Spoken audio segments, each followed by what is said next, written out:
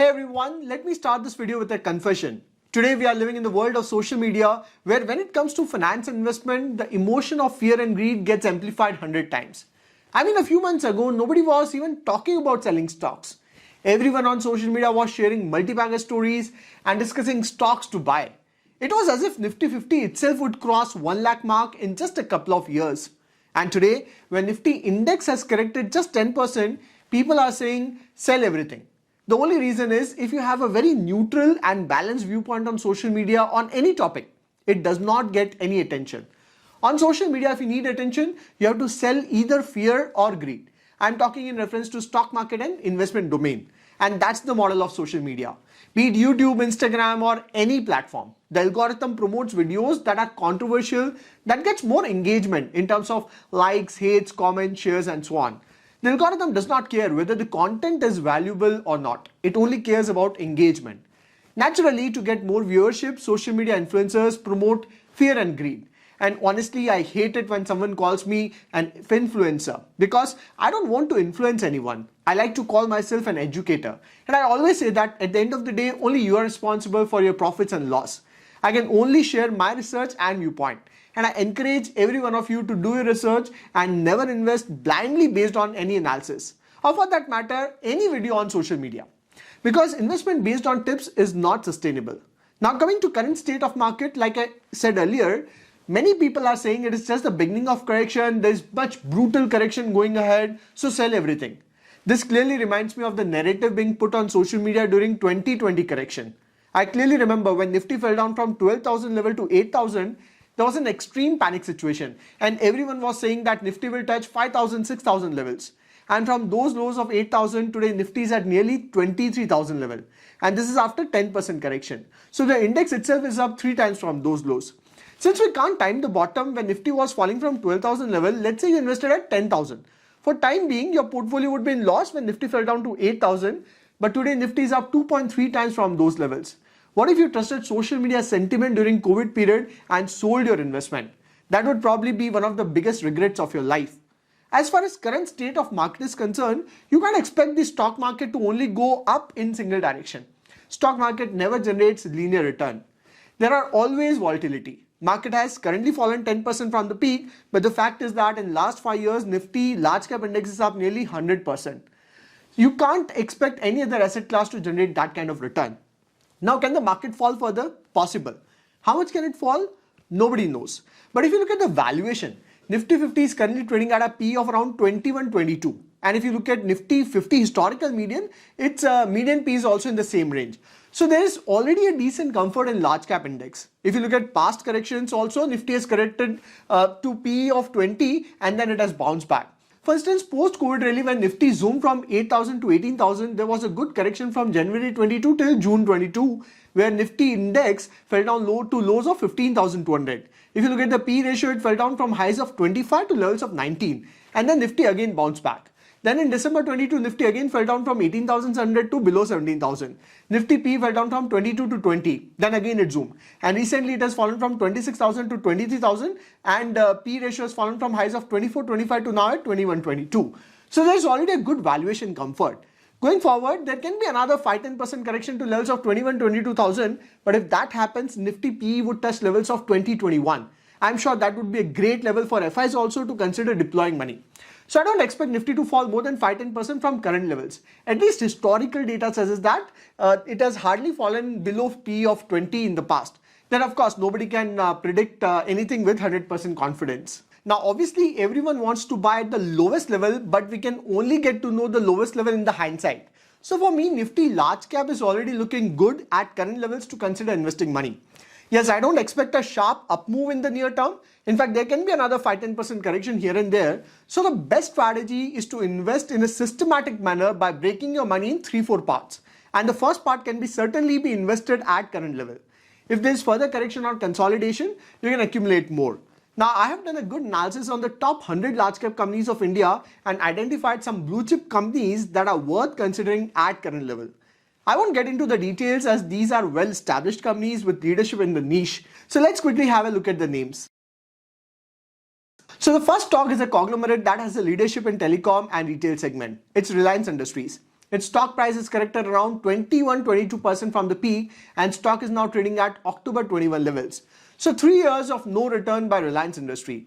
During this period, Reliance EBITDA has grown from 1.08 lakh crore to 1.6 lakh crore, and P ratio has fallen from 33 highs to now at 25, which is lower than the median P in the last 5 years. The key reason for fall in its share price is due to slowdown in growth in retail business in Q2 quarter and weak performance from its oil business due to geopolitical issues. However, these are short-term challenges. In the long run, Reliance would continue to dominate two biggest sectors of India, which is telecom and retail, and both these sectors have decades of growth potential. On top of this, Reliance is also venturing into many digital projects like Geo AI Cloud, Geo Brain, as well as new energy segment. Basically, Reliance has transformed itself from oil to a consumer-focused and tech company. Plus, there are plans for demergers of Jio and Reliance Retail that would result in value unlocking. I think that considering the PE of 25 that Reliance command at current levels, the downside is capped. Hence, Reliance is worth considering at current level. Next two stocks are from the banking and financial sector. Today, the banking sector of India is facing issues with deposit growth. But I always say that for the Indian economy to grow, banks have to do well. You can't expect economy to do well and banks to underperform because everything in the economy is linked with the financial sector. Hence, I'm always bullish on the top lenders of the country. That's where my first choice is ICICI Bank. Over the last few years, ICICI Bank has clearly emerged as the most efficient and well-run bank among all top-tier banks. Currently, it commands a price to book of 3.5, price to earning of 19, which is at par with its historical valuation. Then my second pick from this space is Bajaj Finance. In the past, I've avoided Bajaj Finance only because I was not comfortable with its valuation. But today, Bajaj Finance is trading at a price to book of 4.7, which is the lowest valuation this company has commanded in last more than 10 years since the data is available. Meanwhile, Bajaj Finance earnings have grown at 29% CAGR in last 5 years. Look at the exponential growth in earning. Yes, today there are short-term challenges with potential slowdown in economy along with rising competition, but I believe that Bajaj Finance has a very strong command in the Indian consumer lending space, which is very promising segment with high growth potential. Bajaj Finance stock has not generated any return in last 4 years, and now I find the valuations quite decent to consider for the long term. Since there are negative sentiments at the moment, Bajaj Finance may continue to test patience levels in the short term, but for the long term, it can be a good buy at current levels. Next three stocks in my list are from auto sector across two-wheeler and four-wheeler. At the moment, auto sector in India is facing issues with slowdown in growth and some auto companies are sitting on high inventory level. So there might be some negative impact in the short term, but even today, there are just 135 two-wheeler and 34 four-wheelers per 1,000 people in India, which is much lower as compared to developed countries like US, UK, as well as countries like China and Brazil. As India continues to grow, the demand for automobile is only going to increase. So my first pick from this sector is a two-wheeler company. It's Hero MotoCorp. While Bajaj Finance has posted fall in Q2 earning, Hero MotoCorp has posted positive growth even in the weak environment. Also, there is a very good uptick in the rural economy due to good monsoon and government support. Hero Moto is currently trading at a PE of around 23, which is at par with its historical median valuation. Then second stock is Mahindra & Mahindra. This company is one of the strongest beneficiary of premiumization trend in Indian auto sector with leadership in SUV segment. Its SUVs like Thar, XUV 700 are ruling the Indian market, and its new Thar Roxx has got stellar response with 1.76 lakh booking within 1 hour of opening. In Q2 results also, while other auto companies have posted weak set of numbers, Mahindra & Mahindra profits have grown 35%. Going forward, Mahindra & Mahindra would continue to grow due to rising demand for SUV as well as a robust growth in its tractor business. Valuation wise, although valuations are slightly high at P of 31, but considering the growth, it will command a premium. Then my third pick is Tata Motors. Currently, Tata Motors is facing a high inventory issue and market expect that it would have a negative impact on its profitability in the coming quarter. But its share price is already corrected around 34-35% from peak, and now it is available at price to earning of 8.5 and price to sale of 0.65 against Maruti PE of 25 and price to sale of 2.4. So valuations are already reasonable. As far as long-term picture is concerned, Tata Motors is among the leader in passenger cars in India and already has a strong dominance in the EV segment. Plus, Tata Motors Jaguar Land Rover business segment that contribute the most in its business is also very promising. On top of this, it has the best promoter pedigree of Tata Group. Okay, before we discuss the next stocks, if you find my analysis useful, you can explore my weekly video series that include one exclusive video for the closed community of serious investors. In this series, I also discuss stocks that I'm adding or selling from my own portfolio. You can get the details on my website or via the join button on my YouTube channel. Now, next three stocks in my list are from FMCG sector. First stock in my list is Nestle India. It's an undisputed leader in baby food product market of India and has built amazing brands like Maggi, Nescafe, Kit Kat, Everyday, and so on. It is one rare company that generates extraordinary ROE and its cash generating machine. Now, Nestle has always commanded a premium valuation due to its amazing business. But recently, its stock price has corrected 20% from peak and PE has fallen to 68 level, which is a discount to its 10-year median PE. So, Nestle India is looking good to consider at current levels for long term. Second stock is ITC. ITC share is down around 12% from the peak and almost no return in last 1 year. The reason for selecting ITC is because it is also a cash generating machine. Profitability is top notch, completely debt free. Profit growth is slightly on the lower side in 5 years at 10%, but last 3 year profits have compounded at 16%. Going forward, its cigarette business would continue to show robust performance. Hotel sector is looking exceptionally well and its agri business is also showing strong rebound. Considering all these factors, a PE of 29 is decent for ITC. It also generates a good dividend yield. Then third stock is Varun Beverage. It has been an exceptional performer in the entire FMCG space with 49% CAGR growth in earning in the last 10 years. And 3-year earning growth is 77% CAGR. One of the biggest reasons behind exceptional growth is until 2019, Varun Beverage had a coverage of around 50% of Indian market, where it used to sell PepsiCo products like Pepsi, Mountain Dew, 7up, Sting and so on. However, in 2019, there was a re-franchise exercise where Varun Beverage got 92% of the Indian market overnight. Plus, company also expanded into other neighboring countries as well as in Africa. So this territory expansion within India and outside India has played a crucial role in company's growth. Last year, Varun Beverage acquired an African company, Bevco, and that has also helped in expanding its presence. Company is investing in increasing its capacity with both brownfield and greenfield facility, and expansion in Africa would continue to help Varun Beverage grow at faster rate in the near future.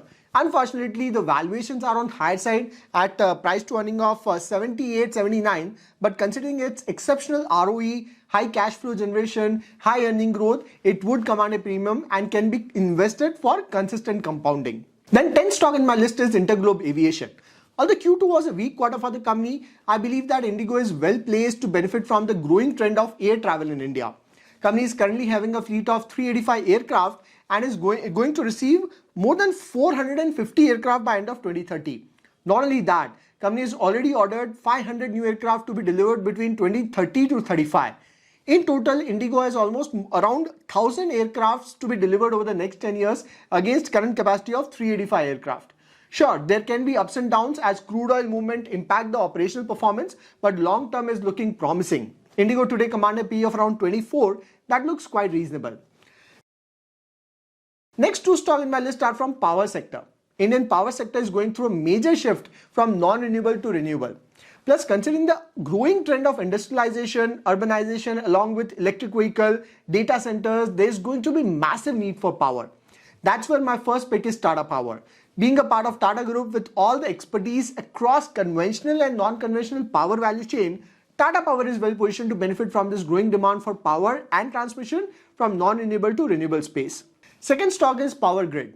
As there would be increasing demand for electricity, there would be need for power transmission to every part of the country. That's where Power Grid is well positioned to benefit from this demand. Company's valuations are also comfortable at a price to earning of 1920. Then 13th stock in the list is from infra sector. It's L&T. It is the best proxy for infrastructure sector of India. If Indian infrastructure has to improve, L&T would play a very crucial role. Today, L&T is sitting on a 5.1 lakh crore worth of order book that includes 60% order from India and rest from international market. And its order book has grown at 13% in H1 of FY25 versus last year. This is against the trailing 12-month revenue of 2.38 lakh crore. By the way, infra is just 50% of company's current revenue. Company has various verticals across infra, energy, high-tech, IT, financials, development projects and few other offerings. In H1 of FY25, 50% revenue was from infra, 15% from energy, 29% from services and so on. L&T share price has been stagnant for almost a year now and currently trading at a PE of around 36.